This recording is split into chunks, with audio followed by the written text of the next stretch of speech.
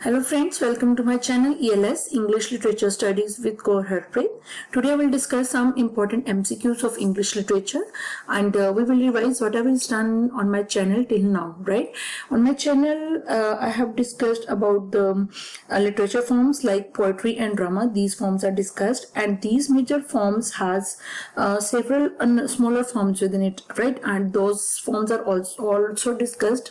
If you are interested, you can check those playlists, what is poetry and what is drama, in which all the forms are discussed in detail, right? So let's get started with today's topic, that is about MCQ. And in MCQ I will discuss those questions which I have covered in all my videos, right? So my first question is, which one of the following poets was appointed as poet laureate in the year 1813, right? So options are like this: Tennyson, Lord Byron, Robert Southey and William Wordsworth. And the right answer is, friends, Robert Southey. He is the poet laureate. He is the poet who was appointed as poet laureate in the year 1813. Now my next question is, what is a funny poem of 5 lines called? Options are given. Answer is Limerick. Funny poem of 5 lines is called as Limerick. Question number 3. William Caxton set up the first printing press of England in 1475 in London or South Wales or Scotland or Westminster.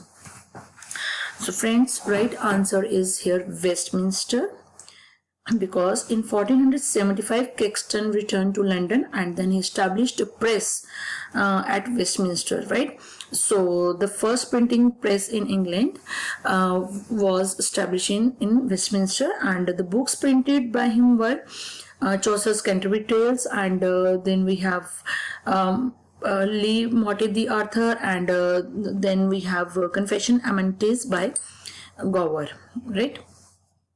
Now question number 4 is, once more unto the breach, dear friends, once more.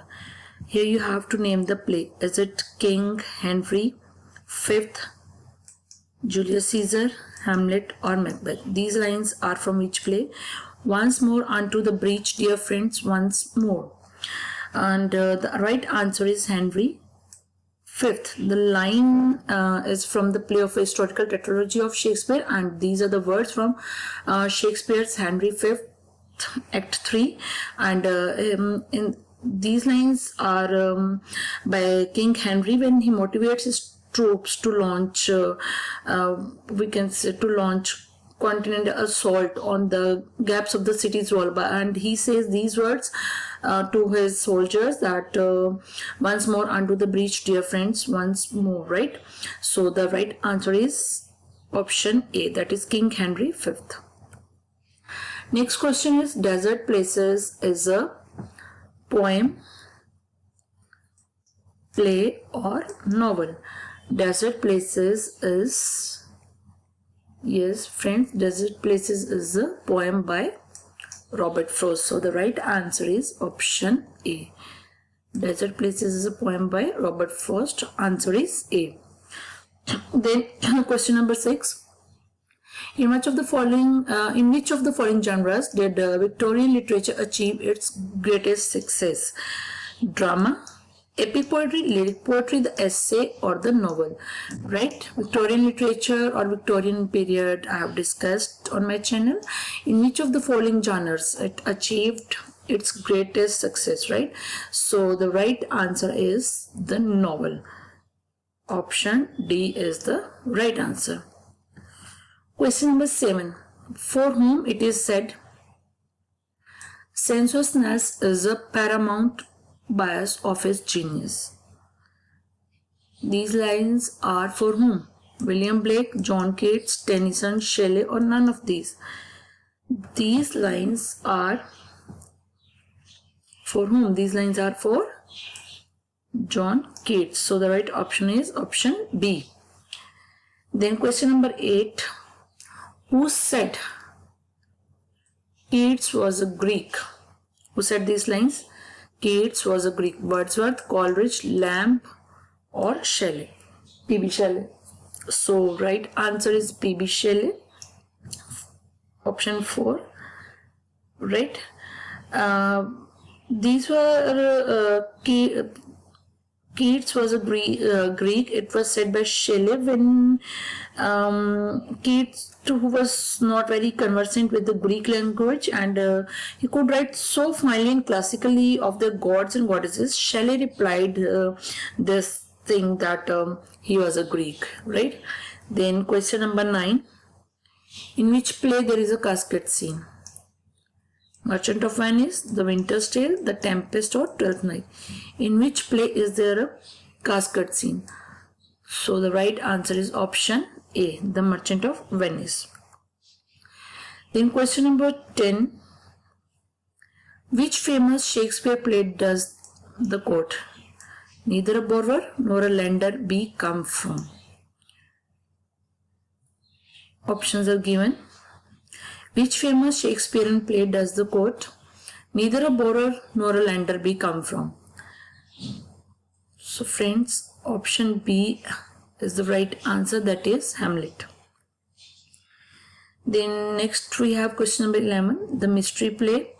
Mystery play, miracle plays, interludes, all these are discussed by me individually also, and then under a playlist what is the poetry and what are the different forms of poetry, right? And what is drama, what are the different forms of drama.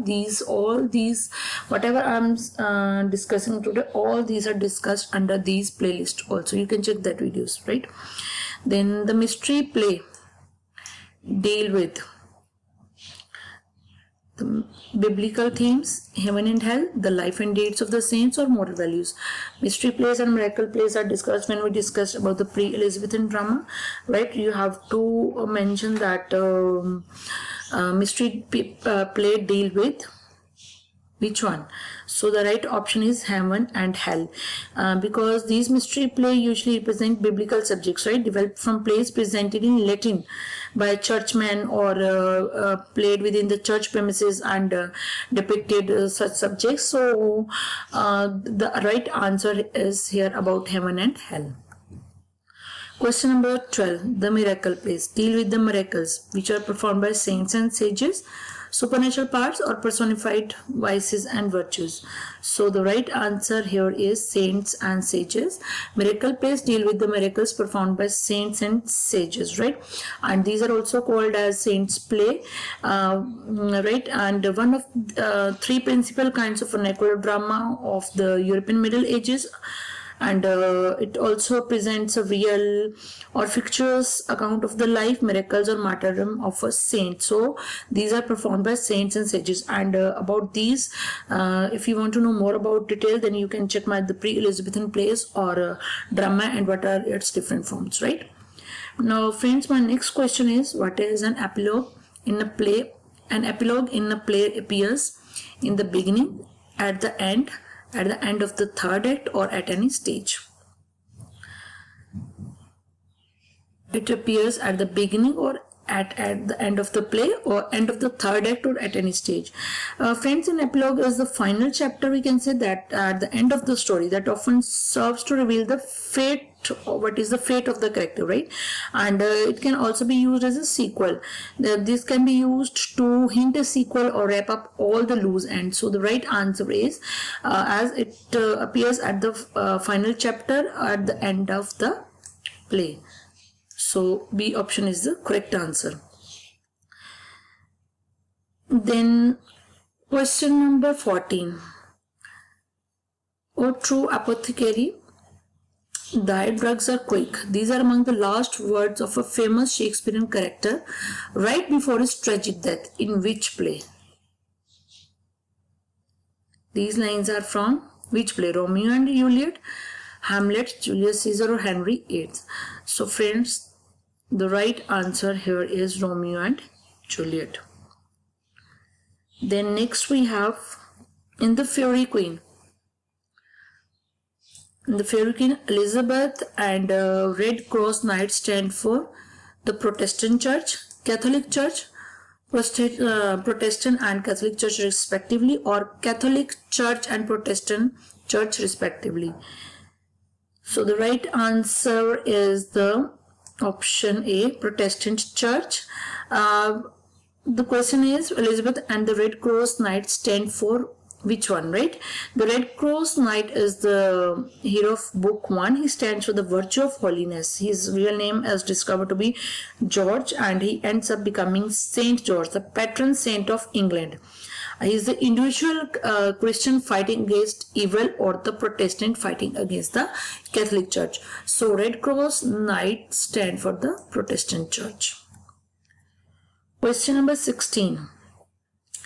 It is a tale told by an idiot full of sound and fury, signifying nothing. You have to name the play, right? It is a tale told by an idiot full of sound and fury, signifying nothing. This is the end of a famous speech by the protagonist of Shakespeare's shortest tragedy, often compared to a morality play because of its reference to moral issues such as parts. So you have to mention the name of the play. Is it Comedy of Errors, Macbeth, All's Well That Ends Well, or Richard III? So let us find out that option B, Macbeth, is the right answer. Macbeth delivered this speech in Act 5, Scene 4 upon learning about his wife, Lady Macbeth's death, right? And next question is question number 17. Who among the following has been called as a morning star of Renaissance? It has been already discussed by me in one of my video. So who among the following has been called as a morning star of Renaissance? Shakespeare, Spenser, Chaucer, or Marlowe? So the right answer is here Chaucer. It is Edward Elbert who calls him the earliest of the great modern, right? He stands at the middle of the end of the Middle Ages and the beginning of the modern age. So he has been called as the morning star of the Renaissance. His poetry reflects the medieval spirit, and it also reflects the Italian Renaissance. That is why Chaucer is known as the morning star of Renaissance. So my last question is, who is one of the first prose stylists to leave a lasting mark on the language? One of the first prose stylists, John Lyly, Sidney, Bacon, or Dryden?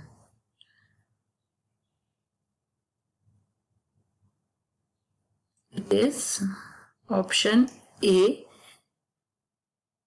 John Lyly was one of the first prose stylists to leave a lasting mark on the language. So friends, this is all about my today's MCQs.